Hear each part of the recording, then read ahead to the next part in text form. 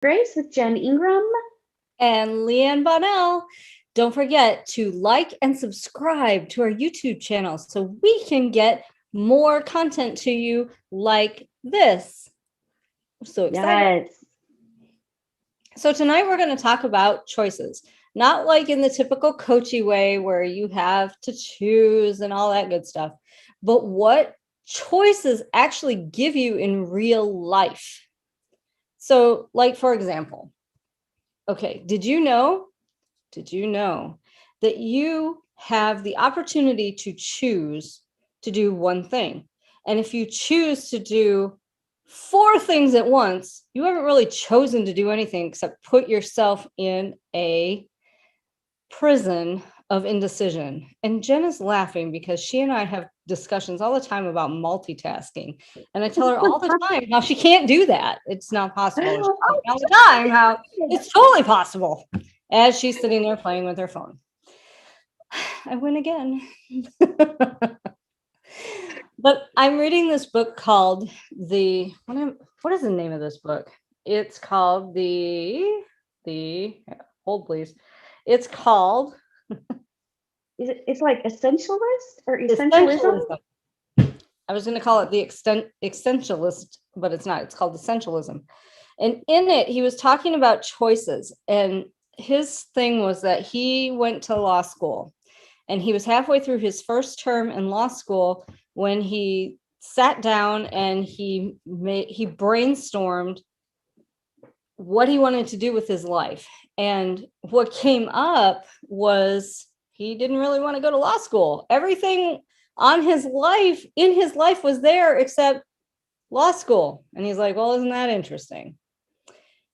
And he was trying to figure out why. He wanted to write.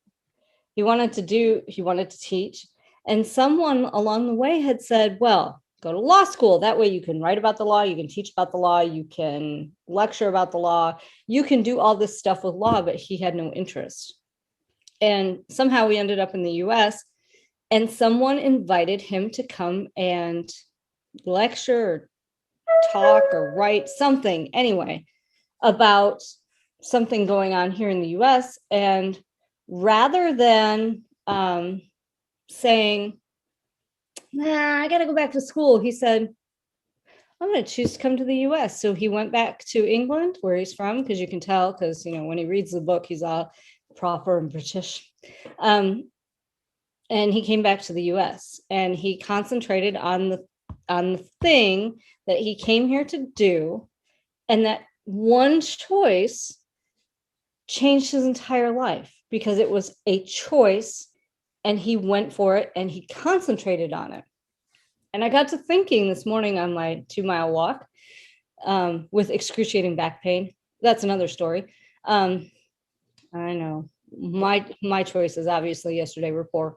I got to thinking, what choices have we made? Because I know I've made a lot of choices that have put me in that world of, it's not one thing I made a choice about. It was 4 things at once. And I didn't really get the opportunity to do what I really wanted until I was kind of forced down that, in honor of Mother's Day, birth canal of, you need to make a decision, one decision. And here I am, Coach Leanne. Yeah. I think it goes to commitment as well. Like, what are you really committed to? It's like once you've made the choice and you've made a formal decision, I heard something once that said that basically if you set up a plan B, you are already committed to the fact that plan A is going to fail. Oh, that's You're good. you're not even committed to plan A if you feel the need to set up a plan B. So when you're making these decisions and you've got multiple choices, it's actually preventing you from being committed to any one thing, making a decision and going all in on it and setting yourself up for success. So when you're creating a plan B or a plan C or whatever, and for those of us planners, that's super scary, right?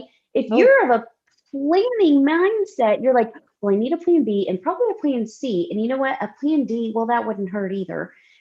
All you're really doing is giving yourself so many options. You're not really choosing anything. You're not committing to anything. And you're still just kind of haphazardly going about life with no real intent behind any of those choices.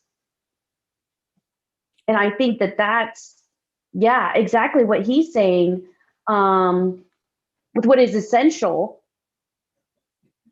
the choice that you make. yeah. So it's interesting that you say that because, God, that's so true. Because I am such a planner. And my husband and I are going to a wedding in a couple weeks in Houston. So we're leaving from Virginia. We're taking our time, which is killing my husband, by the way, because Eric is one of those people. He is action oriented. He wants to get there. Boom. And he was saying to me when we first started talking about this, I want to fly. I said, nope, flying in and out of hobby. I'm sorry, all of our Houston friends who just love hobby and international. Flying in and out of your city sucks balls. I'm just going to throw it out there. It sucks. Done it several times, hated it every time, especially in and out of hobby. so, um, so I said, nope, I'm not dealing with the nonsense that is surrounding life right now. We're going to drive. So I have prepared him for months that we're going to drive.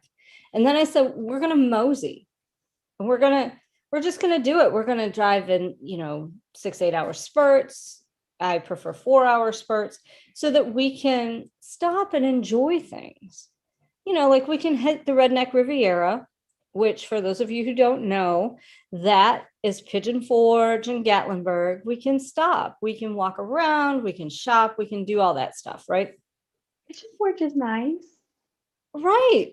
It is. And it's not like we're going to Dollywood or anything, but they've got some pretty interesting restaurants there. So if you want some good kind of commercialized Southern cooking, you can go there. You can go to the Christmas store. It's open 24 hours a day, 7 days a week, 365. I think it may close. So there you go. And Gatlinburg is really nice. And then, you can mosey some more. Eric's never been in Chattanooga. We're going to stop in Chattanooga. And then that will take us day 3 into mom and dad's in Mississippi.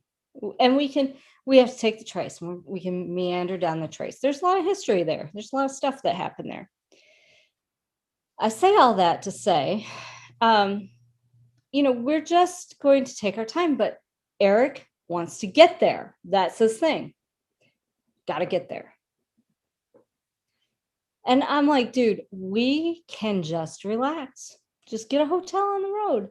But my God, you would think that man is going to die because he can't handle it. And I bet after this first vacation that way, the all-American road trip, he's going to be fine. And the next one we take he'll be wanting to do that because he's never done it before. And it's just a matter of taking your time and relaxing and getting there whenever. We have to be in Houston on the 27th, 28th, something like that. I don't know. The reservations are written down somewhere. I have no clue. But we have to be there. The wedding is on Saturday of Memorial Day weekend. We have to be there that day. I'm doing the makeup. Oh. Yeah, we have to be there. The rest of it, we're just kicking back and taking it as we go. Those have been my best vacations when I planned none of it. Like I kind of just showed up, was like, I'll find something along the way. And the second best is I don't go off of like whatever. I mean, I might like look up a couple of things on the internet or whatever. I show up and I ask the locals. Yeah. Because they'll tell you far better than a blog some of the blogs are good, but I just show up and start asking the locals. I'm like, hey, where do you go to eat? Right. What do you do here? Right? Like, what's really worth my time? And those have been the best freaking vacations. Yes, absolutely. So that is the difference between going down that beaten path, going down that college path, going down that, oh, you want to do this, go for the law school path. That way you have something to fall back on. Yeah, I have something to fall back on too. I have an engineering degree or 20, and I'm telling you right now, if I have to fall back on those, I have not lived my life right.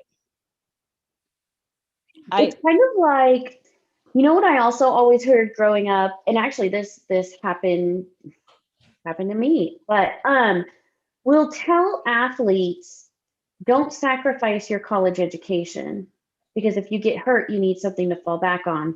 As Mhm. though as though the only other option in life they have is their college education. Shut the crap. It I mean, is. frankly, but what if we were like, you know what? Go for the gold. Go all in. Be the best athlete you can be and achieve whatever you want to achieve. Maybe it's at a collegiate level, maybe it's a completely different level. Maybe you're going to go pro and you're not going to worry about college right now. Go freaking do it. I mean, yeah, that it's so, what if we told them go all in instead of, well, but just make sure you're hanging on to this plan B. Right. Because then you've already told them, wah, Plan A is going to fail. wah, wah, you're done. And I promise you, they will use that as an excuse. I've seen top Oh, level athletes train, and with my trainer, I have asked him to let me hang out with his top athletes. I want to see them train. I want to see them work because he'll tell me, you work harder than some of my athletes. And I'm like, what? Middle-aged woman. Okay. I'm a woman in my 40s. Never own up to the middle age. Never. Um, but I'm a woman in my 40s. And to call me an athlete, I mean, you know, no, we're not going to call me an athlete because I did not become an athlete until I was in my 40s. And yeah, those young men and women will still smoke me any day of the week. But I want to see these young athletes perform. And I've asked him, let hook me up. I want to see these kids perform. And he's like, you work harder than them. You're going to be disappointed. And I'm like, oh, maybe not. Maybe not. So the choice that those kids make every day when they walk in that gym, it may be one of those things where I'm standing there going, you need to really go for this. This is your time. Go and sparkle. Don't come here and waste this man's time. You have the talent. Go do. I may have to get real buggy-eyed and scare him a little bit, but that's what coaches do, right? That's what we yeah, do. right. I mean, but yeah, that, it makes me wonder, how many, and it goes through, we also say that you've got to know your path and know where you're going, or someone else is going to choose your path for you, and they don't necessarily have your best interest at heart. Um, and so, that's the same thing. I think obviously, especially as parents, we tell these young athletes, we tell them to have this backup plan out of love and safety. You want them to be safe. You don't want something to happen. Um, but what if we just went, what if we said, go all in, Yeah. go all in. You can't fail with, the only way you're going to fail is if you choose to fail. Have you watched that there's a documentary out on Netflix? I think it's The Last Dance about Michael Jordan. No, I haven't seen that yet.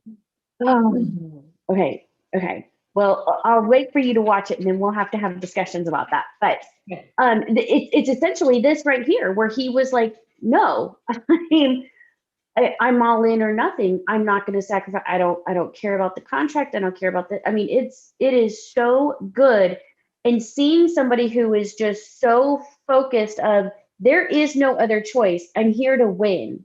Yes. There's no other option.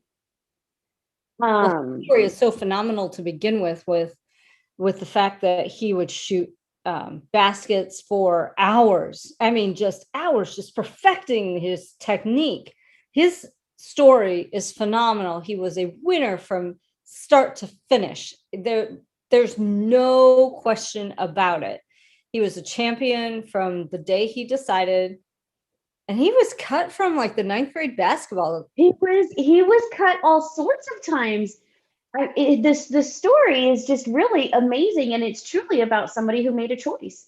Yeah, and it wasn't the choice he made is I am going to be the best. I don't even think he made the choice to be a basketball player per se. He made the choice to be the best. Yep. And there's going to be haters out there. I don't think that the one that they call the GOAT. Oh, shoot. The quarterback. He went to Michigan. He was on the Patriots forever. Tom Brady. Oh, yeah. I don't think he made that decision. I think he got lucky. And I know the haters are going to hate, and we're probably going to get some hate mail, but hey, you know what? That may boost our views. But when he went to Michigan, he was whiny about not getting playing time. When he was initially at the Patriots, he was whiny about not getting playing time. They threw him in, and suddenly he's the best in the world.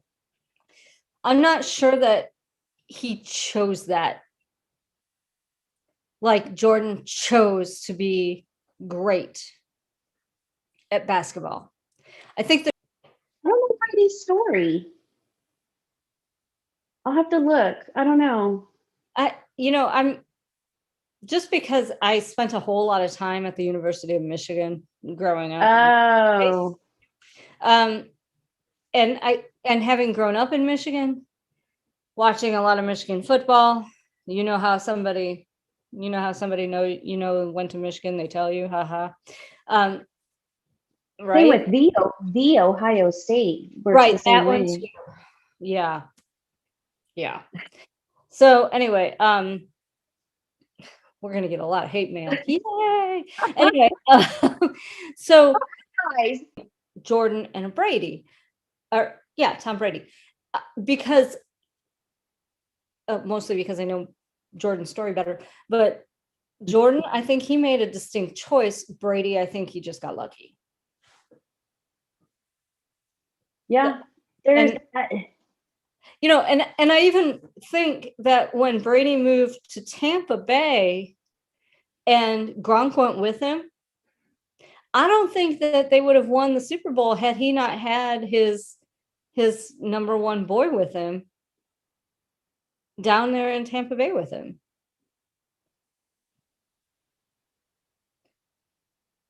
Jordan just went, and he just did.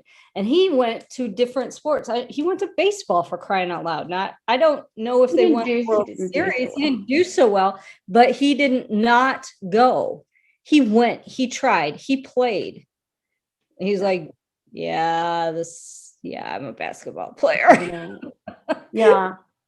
You'll have to watch it because, okay, so now I'm going to be curious. I'll have to do some research on Brady's story, because once you watch it and you start to see the dynamic between Jordan and Rodman and Pippen and the whole story, you do kind of understand that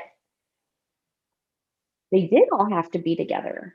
And it wasn't that, I mean,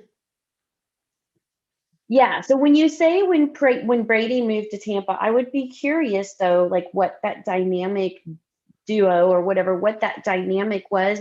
because it's just like how we talk about how you have to surround yourself with others who are going to motivate you and lift you and who you can feed off of and you whose energy you can feed off of. I mean, they had that team in this documentary. You can see they just have such a dynamic. They don't even have to talk to each other. They can foresee each other's moves before they're even made. And Yeah. when you've got something like that, um, just completely different. It's just completely different. But I do, yeah, no, it's very distinct. The athletes and the people who just make a choice, like this is it. This is what I'm doing. There's no going back, there's no plan B. Um, yeah, it's this or nothing. And you even, I don't know about you, but I can even see that in our, now, for those of you who are watching, listening, however you're seeing this, for those of you who don't know us as well as we know, as Jen and I know each other, there's actually like 4 of us that are together. We're like in a little pod. And the other 2 in our group, we can start, well, the 4 of us, when we get together, we kind of have this synergy too. We kind of are getting to that point of being able just to shoot each other looks. And we know we're starting to get to that point. And we're all coaches. We all have, Havala and I do this full time. So does Mary Louise. You're the only one with a full-time gig. But Jen is probably the most natural coach out of all of us. It's true. But we have started to just kind of shoot each other looks, and we kind of started to know each other's patterns a little bit and know what is coming before it comes out. If that makes any sense. And so that dynamic of team, I'm very familiar with the 4 of us. And I think I think this September, we're going to see it a whole lot more, if not Oh yeah. immediately when we get together. Oh yeah. Yeah. Well, and it's funny because I mean, yeah, like we've got to know each other, and I can tell sometimes, even if we aren't chatting like throughout the week or whatever, I've joked before of, oh, I saw the words you were really writing behind some of your social media posts this week. And everybody's like, Janelle, what are you talking about? And I'm like, oh, you all didn't read between the lines? Because I read between the lines. And I'm telling you, with all this said, this whole week, what's been going down? Let me tell you what's been going on. And I don't even know. Like, we haven't even talked, but I can see it all happen. Yeah. Right? Oh, yeah. And when you're in a group like that and you can vibe off each other in that aspect, yeah, that dynamic completely changes. And so the way that you're able to hold each other accountable and push each other, that really, and that's part of that relationship. It goes the same way, I think, with either like your one-on-one clients and coaches. As you grow that relationship and as that relationship develops, you can really start to figure out ways that they can be held accountable for what they're really wanting that isn't necessarily what they're saying. Mm-hmm. Yeah. And as a coach, you have to be brave enough. Yeah, brave enough is probably the right word. You have to be brave enough to dig in and dig under what they're telling you, because they'll tell you the same crap over and over again. Oh, I just want to be happy. Well, what does that mean? Or, oh, I have to take care of my mother. Okay. Why? Well, she took care of me. Okay. Well, that's nice, but what's really going on? And once you get past the superficial, and then you The get bullshit. through the excuses, yes, the bullshit, but it's the superficial, and then it's the excuses, and then it's more superficial, and then it's deeper excuses, and then there's some guilt. And this is all stuff that we can't solve in a 60-minute free thing. This requires some work. And I have had to turn potential clients away because they aren't ready to do the work. Oh, but they're good with the excuses. Oh, honey, they can do the excuses. Oh, girl, the excuses. Like, I am beating my head against the wall going, you know what the problem is. You know what is wrong. You know that if you just give yourself the permission to turn this loose to someone else and make that choice, that you are going to have extra time in your life for you, it will make you a better person. Your cup will fill and you can give more. You know, that's the truth. But the superficial, the bullshit, the excuses, the lies you tell yourself, you're not willing to do the work yet. So when you're ready, I'll be here. No, because they're deep ingrained, right? Those beliefs have been sitting there, and those thoughts, those thought patterns, it's all been sitting there for a really long time, and it's been digging its heels in. And it's really about making a decision, a choice, a Definitely. choice. Am I committed now to digging deeper and changing, and being uncomfortable to do that? Um, or am I going to remain committed to my old ways? I mean, we do it. I think the easiest way to look at this is, or the best example that I can think of is with people's weight, people who are overweight. I mean, that's the easiest example, right? Like, how many years did we just make excuse after excuse after excuse? And I mean, and the thoughts and the patterns and the even the belief, well, genetically, when you look at my family, there's a lot of overweight people in my family. It's genetics. It's genetics. It's genetics. It's that I'm working long hours. It's all these things combined. And healthy food is more expensive, which is also a lie. I mean, It can is. it be? Can you go all out and try and buy the bougie whatever? Yes, you can, but you can also do that with junk food. Let's be super real. It's what you make of it. You're buying the generic version of the mac and cheese, and then over here trying to buy the very top name brand organic thing, and you're comparing the two, and you're going, you see, the healthier version's more expensive. Well, you're just wanting to prove your own belief and excuse because you're committed to staying where you're at and you're not ready to get uncomfortable. At some point, you're going to decide, that you're tired of staying there. And then you're going to make the decision that, okay, I need someone to push me to that next level because I've got to get out. I'm making a decision that there's no other sacrifice. Like, there's no plan B here. Yeah. It's do or die. Yeah. And you get that place when the doctor comes back into the room and says you are pre-diabetic, or says you will die of a heart attack, or what have you. And then you find a trainer. We both have excellent trainers who have worked with us and crushed our bullshit and crushed our excuses and said, that was my husband. Mhm. I think he's playing with a ham radio. Anyway, and they've crushed our excuses, and they have totally invalidated that line of thinking for us. And that's what we do. And they've done it in a loving way, a stern way, and then a give up the bullshit way. And I don't know about you, but I really appreciate that, because if it wasn't done, I'd still be wallowing in that mess. Yeah. And you know, tonight, for example, we had turkey burgers. They were really good.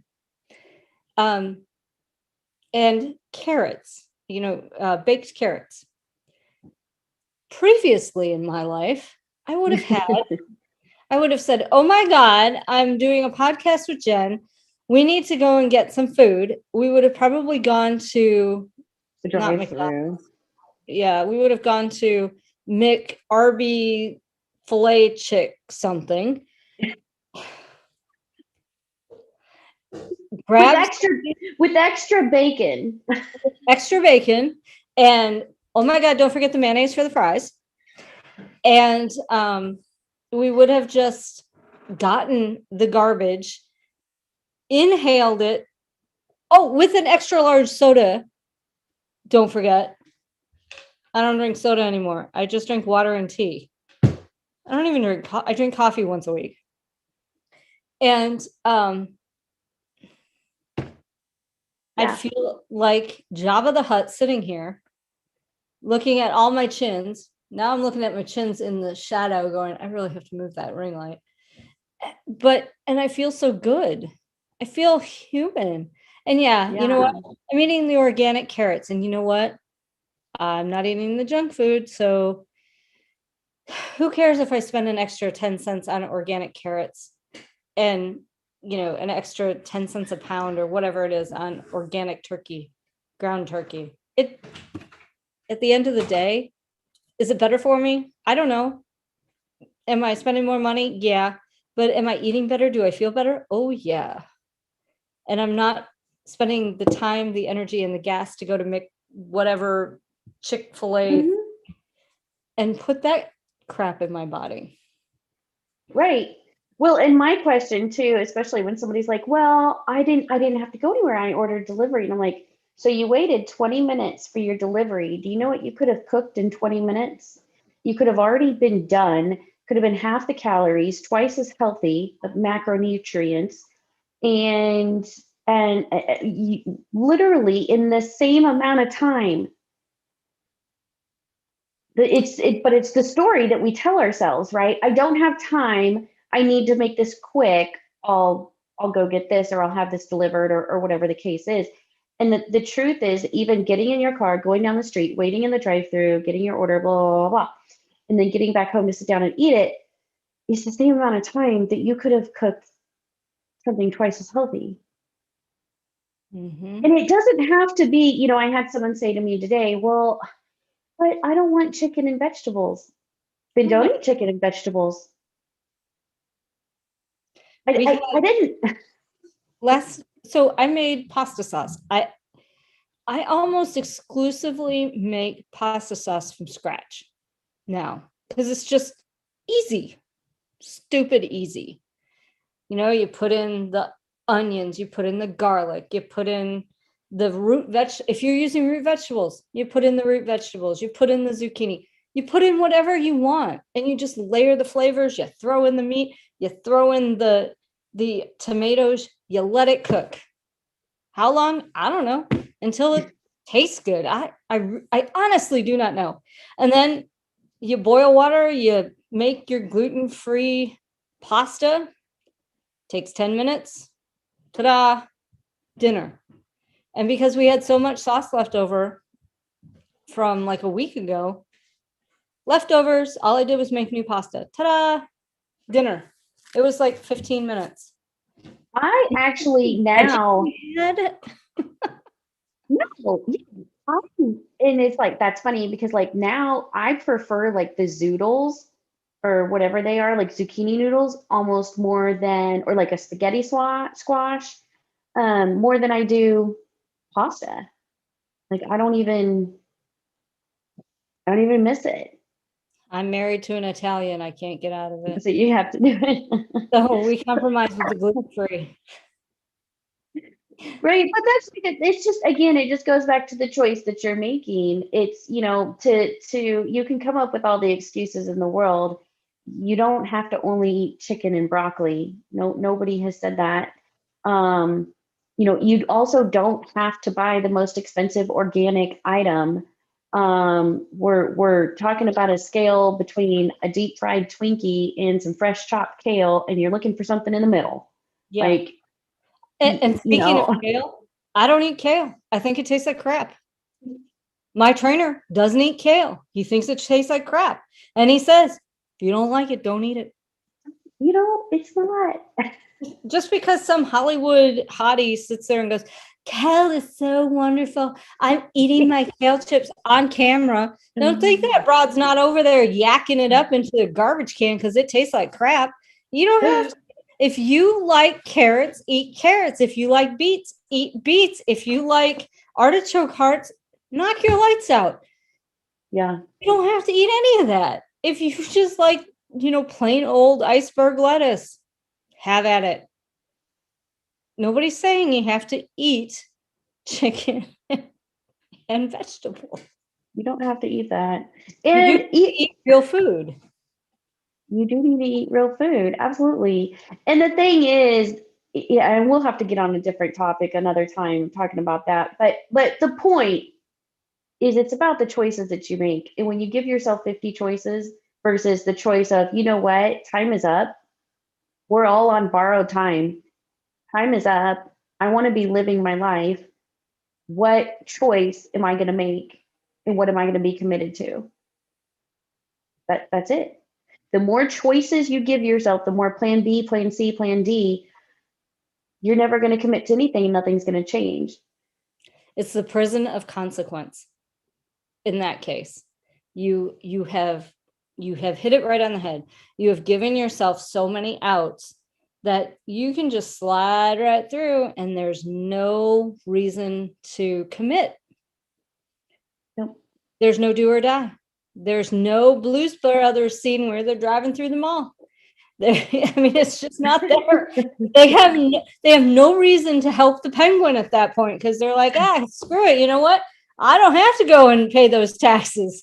If you haven't seen the Blues Brothers, you got to see it. It's the best movie. You got to see it. You got to see it. But you get what I'm saying. Yeah. That's it. It's choices. So that is exactly how and why having too many choices before you stopping you. Yep. It is actually what is hurting you from getting what you really want. So those people who tell you not to burn the bridge, ignore them. Torch burn that shit down. Burn it to the ground so that you don't have a way back. You only go forward. I was telling a story this weekend how somebody died. There was as a contractor for a small business because I also do some small business consulting, and this was many moons ago. And I had left on some poor terms due to one of their vendors found out that we had a mutual client, and they asked me to tell them. I was not going to see my client for a few days, and so I chose to wait a few days until I was going to see my client to let them know that, hey, it just so happens we're mutual terms with your vendor, blah, blah, blah. Long story short, that vendor chose to call my client while they were out of town and get ahead of me. Oh no. And that did not sit well with my client because he felt like I had withheld something. And I had not. I truly was like, I'll be in the office on Thursday. I'll be in your office on Thursday to do this for you. So on Thursday, I'll talk to my client about the fact that I've got this mutual relationship with this vendor and blah, blah, blah, blah, blah. No big deal. It turned into this huge deal. And long story short, they were extremely upset. Ended up just yelling. It was completely unprofessional, and it ended with them saying that I would never be able to consult another business in this town ever again. And I said, bye. And the next day I picked up a new contract with another business here in town. Yeah. Burn that bridge. Burn that bridge. It's just that simple. Yes. It really had nothing to do with it was just as simple as there was a relationship there, and there was and this goes back to, and I'll end it here, but this goes back to some of the coaching and the stories that we tell ourselves of, this was a business owner who, unfortunately, prior to me, I happen to know that their backstory was that they did have someone deceive them and steal from them. And Oh, it was a very bad story. And unfortunately, then that created those trust issues when working with other business partners, and thus why this happened the way that it did. And I know that the reaction was not solely based on, obviously it had nothing to do with my work performance. So that goes into those stories that we tell ourselves, in those choices that we make. yes. Yes. So, all right. Well, that concludes our episode 5. So I am Coach Jen. And I'm Coach Leanne. And don't forget to like and subscribe our wonderful little vodcast here, because we are taking back our lives with grit and grace. And we will see you next week.